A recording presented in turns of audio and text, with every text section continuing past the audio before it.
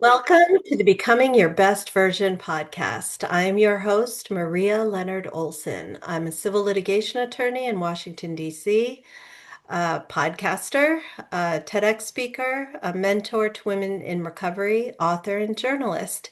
You can learn more about me at marialeonardolson.com. I very much appreciate likes on my TED Talk. I have a second TED Talk coming up in October on the unexpected consequences of consumer DNA testing. And I would love it if you would review and subscribe to this podcast because I use this podcast to elevate the voices of women. And the more reviews and subscriptions we get, the more visibility we get. We all know it's a numbers game out there. So, I started this podcast 5 years ago because my work in the realm of women in midlife brought me in contact with amazing women who have inspired me and I think will inspire you. Today we have a pair of Dinas, Dina Alvarez and Dina Aronson, who are authors of a really, really great book called Midlife Private Parts, revealing essays that will change the way you think about age. With over 40, women over 40 rather, comprising 25% of the US population, they still remain significantly represented in popular culture and the media. But these women set out to change that with this bold new anthology, which is a deeply moving collection of soulful essays that speak to what it is really like to move through the world as a midlife woman and beyond. It is a rallying cry to embrace midlife unapologetically and a powerful reminder that you are not going through this alone. Dina Alvarez started her writing career as a freelancer for Big Apple Parent in New York City, covering various topics, and later co founded SomosPadres, the first and only bilingual parenting publication for Hispanic families in New York City. She currently works for a financial firm and continues to write in her spare time with a focus on creative nonfiction pieces. She's an avid reader and lover of anthologies, particularly those that tell women's stories. She's the mother of two adult sons and a native New Yorker. She continues to call the city home where she lives with her husband and youngest son. Dina Aronson is a writer, editor, and pro-age advocate who is passionate about shining a light on midlife women and reframing the cultural conversation about aging.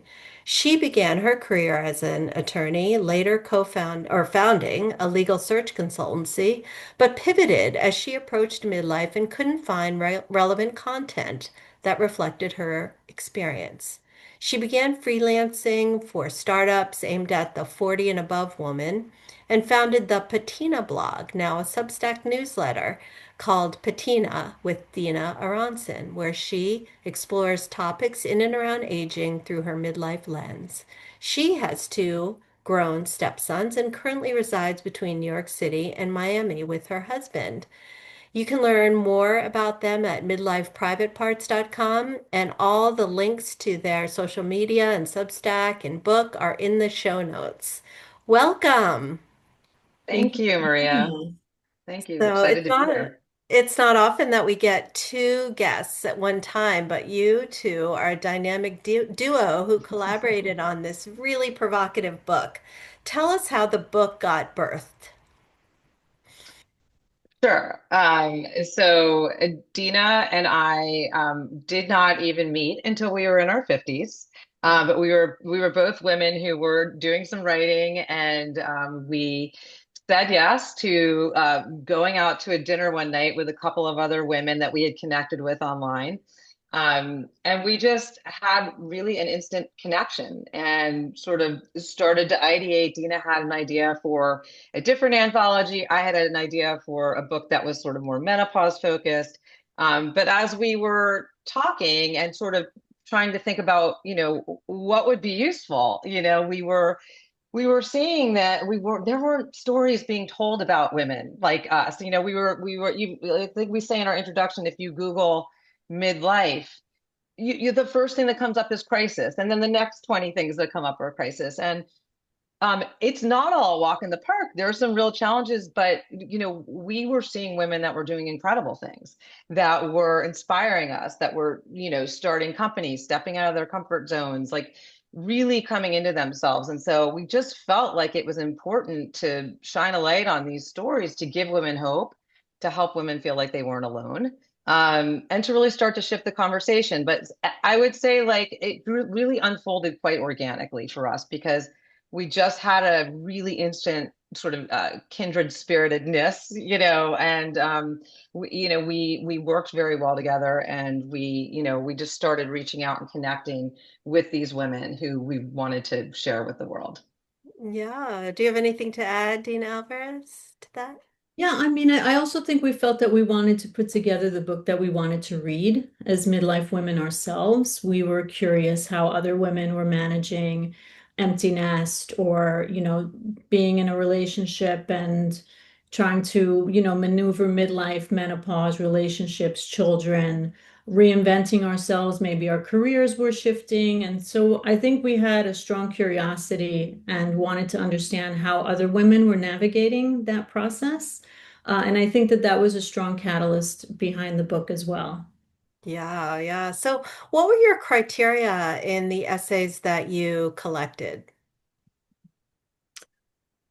We started out by just sort of making a very long list of all of the things. I mean, there's so many things that we're not talking about still. And I think for us, we both, I think, feel pretty grateful that we're talking about health issues like menopause and perimenopause because that's been, shrouded in darkness and shame or, for a long time. And so we wanted to really capture a full spectrum of midlife experiences. And so, I don't think there was necessarily sort of criteria, but we really sort of ideated around all of the things that are happening in our lives, and a lot of the things that we're just really not sort of talking about. We're whispering, and as one of our contributors says, now we're saying the quiet parts out loud. Mm. Yeah, and I do just want to add that we were hoping that the writers would write from a place of vulnerability. We wanted it to be a cathartic experience for them where they were, many were first-time writers, many had not been published before. And we also, it was important for us to give a voice to women who are not mired in writing and maybe publishing or media space. We wanted it to be everyday women. So aside from being, vulnerable, we wanted it to be cathartic, but we also wanted them to write in service to other women. And it was a bit of an unspoken conversation, but yet they all got it. Like when we said, this is what we're looking for, this is what we want, this many words, we want to help other women, you have a great story to tell. They really all got the assignment so beautifully. And it's just been such an incredible experience to be able to put something like this out. Wow. Well, it really is a needed collection. And you do cover all the topics, including sexual pleasure. Was it hard to find someone to write about that, candidly? No, actually. In fact, so there were a couple of really strong essays, powerful essays in that category. And actually, one of the writers, Laura Friedman Williams, who wrote so beautifully about her, her marriage falling apart and, having moved through that feeling a little bit like a ghost and invisible, and then going back out into the world and finding that piece of herself again. That was one of the first essays we actually received. She had written a book on the topic, and I'll tell you that when we saw that essay, we knew we we had something special. So we did not have to coax that out of her. And then our other writer in that chapter, Gabriela Espinosa, she coaches women on pleasure and sexuality, and she was. It's interesting because as open as she is about it, and she's online and promoting her business, and helping other women. It felt she said after the fact very vulnerable to her, Mm. even though she's talking about it. It was just so deeply personal. But I think that's what makes these stories so resonant. Is that really they are all very deeply personal, and Yeah. there's something really so cool about like the personal actually being very universal. You might not relate to every single story, but I know there are a lot of women who read those essays and thought, oh my God, this is me. Yeah, And, those are topics that are really hard to talk about. So, agree. That's wonderful. And did your husbands or sons read the book? Well, I will admit that I did read several essays to my husband out loud when we first received them because I was so proud of them. And I remember Laura Friedman Williams was one of them. And so, yes, I did read some of them out loud. And then my husband read the book when it came out. And I had a recent experience with my one of my sons who came to our launch event, and one of the women who wrote for us spoke about menopause. And she always, like, the room is always riveted when she speaks because I think that the way she tells her story, she was actually admitted to a psych ward because they had misdiagnosed her medical situation. So she's up there speaking, and I guess my son is listening to this menopause experience, and he knows someone who mentions that he's having difficulty in his relationship with his wife, and the friend says, I don't get it. Like she doesn't like me anymore. I don't know where this is coming from. Like he's completely like and like cannot wrap his head around it. And my son says to him, well, have you thought that maybe it's menopause? And so the friend is like, huh. No, I never thought that it could be So it's been an interesting journey in that sense, with my husband really understanding and being so appreciative of the essays and what we've done. And then, to have my son, who really had no knowledge of menopause at all, come to a launch party, listen to a woman speak about menopause, and then have the foresight and the wherewithal to be honest with someone who he knows and is having difficulty to say, like, maybe it's menopause. So it was a very proud moment for me. Yeah. And I hope it was helpful to him. In my heart, I feel that it was. Yeah. So Wow, it, that's really great. and I So, just would love to jump in and say, my husband, I also read aloud often, okay. and he read the book. But I just want to say that while not our target audience, I think it's really important to include men in this conversation for the reasons that Dina just espoused. There are husbands, our sons, our colleagues, our partners, and we need to have open communication. We need to understand how we work, and we're Yes. different. So Yeah. I love that you asked that question because I just think it's a really important aspect of this conversation that we, again, don't really talk about very frequently. So Oh, I agree. Completely agree. So you got the benefit, kind of like I do this podcast because I get to mine the minds of wise women. And I always end with a certain question, and it's kind of selfish in that regard. So you got to mine the minds of all these wise women. Can you describe a takeaway, a different perspective that you didn't have before reading the essay? Or an overall takeaway that you came away with as a result of reading, editing, and compiling these essays? I think for me it was twofold. One is that, we think we know women through this world of social media, right? Because we connect now this way more than ever. And then you read their story and you're kind of reel back, and you're like, what? You had no idea that this was a piece of this person's life who you had gotten to know and maybe you chatted with. And so that was really something I wasn't expecting. When I read some of the stories, I was really, amazed, and I really didn't expect some of the things that I read, and I was very proud that they were vulnerable. Um, and then of course there's one other thing which I can't think of right now. It's a midlife brain, but oh, the power of collaboration. Mm, I had never done anything this collaborative in my life, and I have learned so much from the experience. I've made amazing friends, and I've learned that you can't work alone in a room and get the same experience or satisfaction or fulfillment. So for me, definitely the beauty and the power of collaboration has really opened my eyes. beautiful.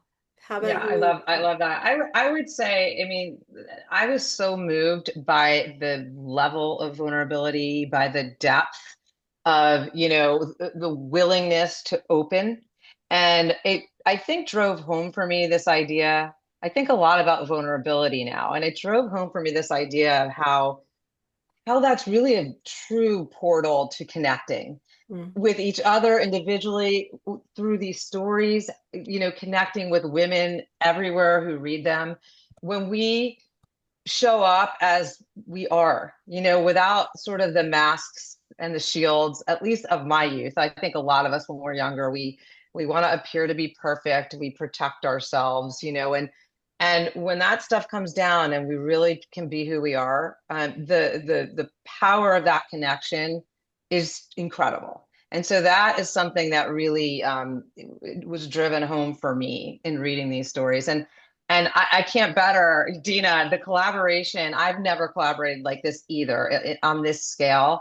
And the energy from that, the just the positivity, the generosity. I mean, it's affirming. It was life affirming, and there's a real power in numbers when you're surrounded by people who are smart and motivated and similarly mission minded. And all of these women shared this mission to help other women feel seen and heard and understood. And so that was a really beautiful thing. So I love that answer that Dina gave because it was very true for me too. Beautiful. And you're both first-time authors, is that correct? Of books? Yes. Yes. And how did you get Regalo Press to take you on? It's hard to get a traditional publisher nowadays. How did that come about? Well, we had an agent, and I'll just back up a hair and say, this thing really sort of unfolded in ways we didn't necessarily anticipate or expect. I mean, when we first started tossing this around, we are like, this is such a great idea. Let's get these stories out right away. We were going to self-publish the stories. And one of our contributors, who is somebody who's in the spotlight in media, Laura Geller, we were on the phone with her and she said, you know what, you shouldn't self-publish this book. Like, it's too big, it's too important. And speaking back, to generosity, she put us on the phone with an agent immediately. Literally, an email went out the moment we hung up the phone. And we didn't end up signing with that agent, but it set us on a path. Yeah. And ultimately, we found our agent, and she sort of schooled us in the realities of publishing and said, anthologies are hard to sell, essays are hard to sell, but I like this idea and we're going to try. But it took over a year, Dina, right, to Yeah. find the publisher.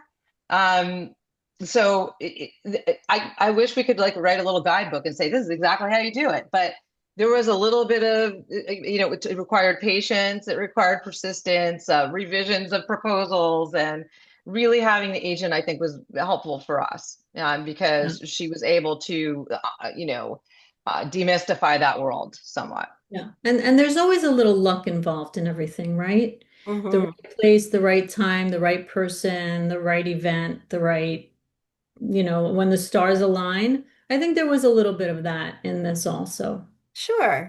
But you struck a nerve. You have a great product here. Any publisher would be lucky to have this book. You've probably learned, I'm an author, and you've probably learned that much of the marketing and publicity is left up to the authors themselves. So, what has your book tour been like and your publicity efforts? Yes, much of that is left to the authors. That is a very accurate statement. Hmm. Um, and so, the nice thing for Dina and I is that it wasn't just Dina and I, right? We have this group of 25 women, and many of them were very willing to help out and to brainstorm. And we just kind of put our heads together and showed up in a lot of spaces and connected with a lot of women and things sort of you know I would say this wasn't luck, like it's intention. We showed up.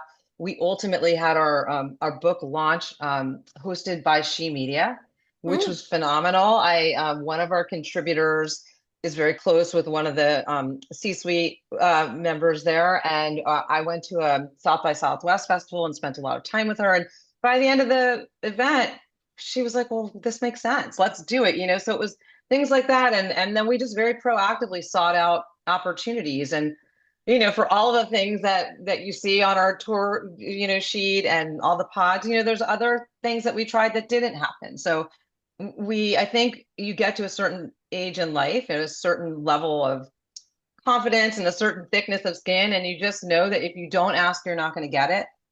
And so not everyone's going to fall to the ground and say yes, whatever you want, but you keep going.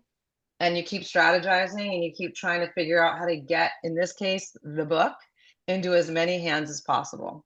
So I don't know if that answers the question because Yeah. again, like someday there'll be a post-mortem where maybe we do write a little guidebook up, but at the moment we're sort of following our gut and our instinct and really being as persistent as possible.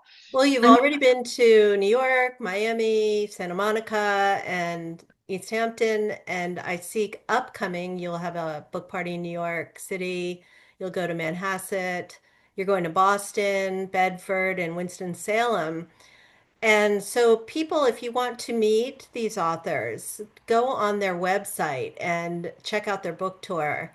And I'm sure more will be added because you're still in the first few months of your book. And Mhm. while nonfiction has an indefinite shelf life, most common knowledge espouses that you do most of your book tour and speaking in the first year.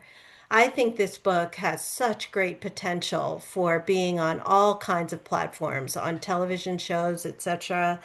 And I hope that you'll get the publicity that you deserve because it's an extraordinary book. So, are there more things on the horizons, like horizon? I can see you guys at women's conferences, all kinds of things. This is like the Women's Conference of Pennsylvania, Women's Conference of Texas. This is big. So I really hope that you'll milk it and keep going, even though it's hard to do.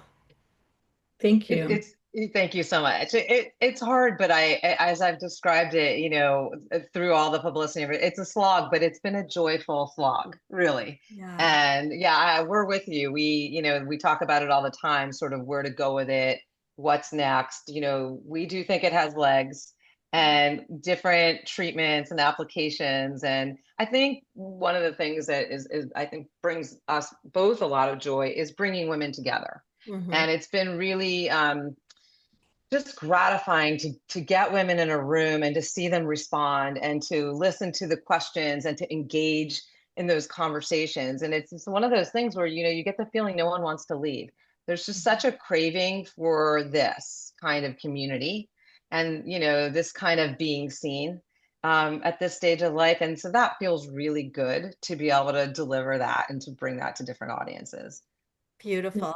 It's also really special to be approached by women and be told, like you're telling us now, wow, this has legs. I love what you're doing. You should come and speak at this event. You should connect with this person. And that's why the beauty of collaboration when you do an anthology is of the utmost importance and makes it even more special than writing a book on your own about whatever topic, which is also a special experience. But this kind of collaboration really helps you think bigger and outside the box. I know it's early to ask this question, but will there be a sequel, for instance, where there are more women's essays that you could have included that you didn't for space concerns? And there's more to be said. So, do you think you would do a sequel? I mean, we've talked about it, and we do feel there were certain topics we didn't touch on. For instance, caring for elderly parents Mhm. was really important to both of us. But the women that are caring for elderly parents are very busy and don't really have time to write.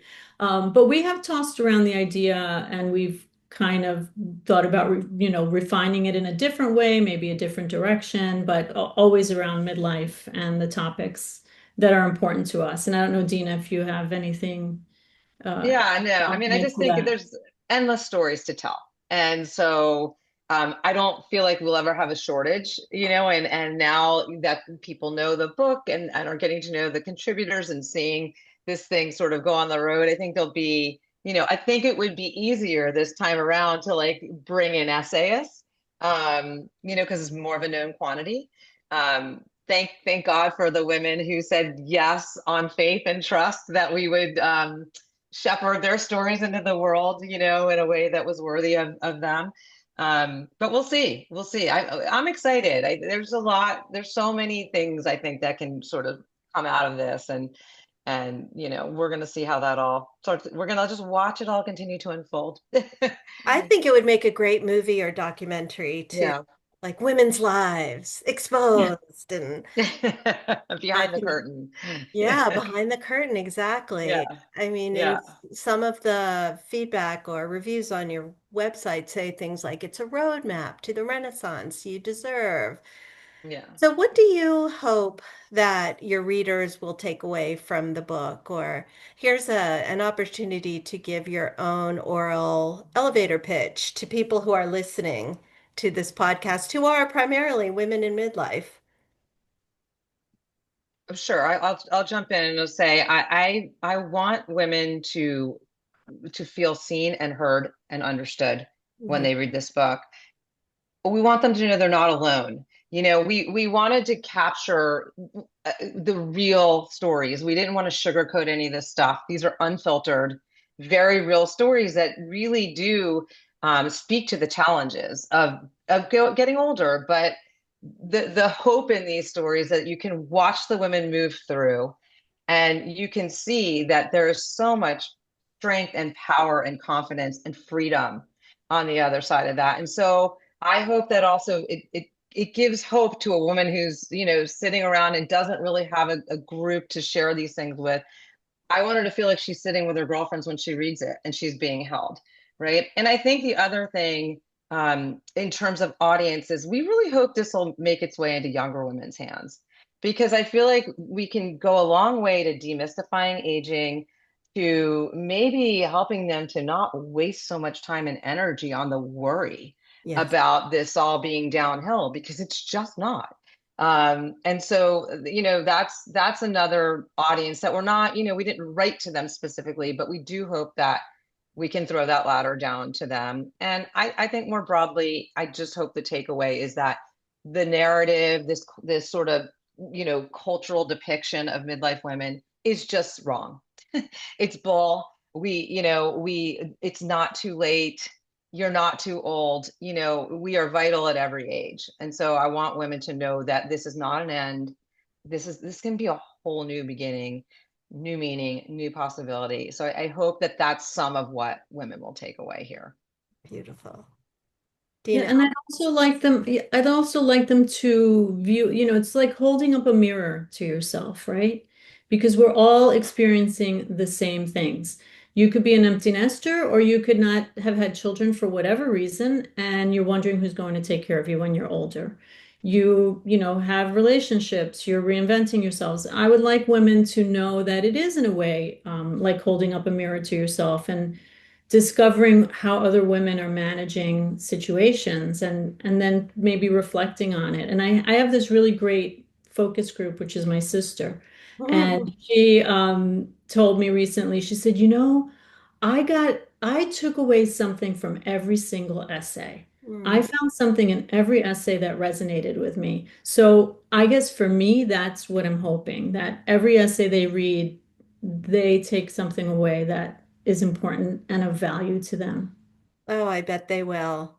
So there's a lot of information we could cover in this podcast, but I know that people typically only listen for 20 to 30 minutes. So I will ask you the last question, which is, what do you do to become your best version? Well, I personally have let go of perfection, which allows me to step into a very comfortable space that works for me. And I also give myself grace. If Mm. things aren't going well, if you can't find your car keys for an entire day and are still worried about where they could possibly be, which happened to me today, I just have to step back and say, they'll show up, I'll find it, and instead of getting completely upset with myself. So just letting go of perfection and giving myself grace are two things that I've been working on recently to be my best self. I feel like I need to start there. And then hopefully, as time goes on, I'll find some other ways that I can step into being my best self. Great. Dina Aronson. Yes, I would say I try proactively, and I'm better some days than others, to really stay connected to myself. And some days that's hard to do because there's just so much swirling around us and so much noise. But I really try. I keep my Insight Timer app on my iPad that's next to my bed. And most mornings I try to pop in my earbuds and listen to, even if it's just a 10 minute, that sometimes it's just about breathing and like keeping that internal connection. And I would say just honestly, as I've gotten older, staying open, saying yes. I mean, saying yes is a pretty big theme throughout the stories in this book.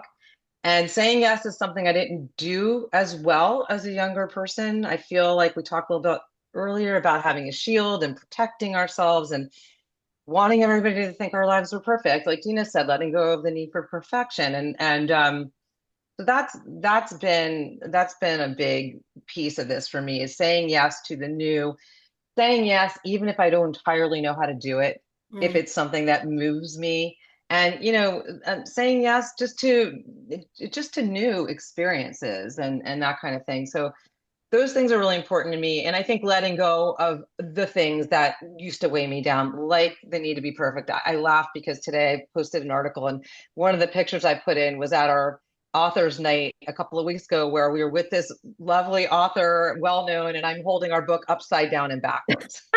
And a few years ago, I probably wouldn't have posted that picture. And I was like, this is what letting go of the need for perfection looks like. I had a wonderful night. Dina and I were in our glory. And why shouldn't I show that picture, Great. So I think letting go of that and all the other just junk that weighs us down when we're younger, the need to be liked, looking for external validation, all that stuff, when you can let that go, I think you can really start to become Yeah. yourself in a really big, beautiful way.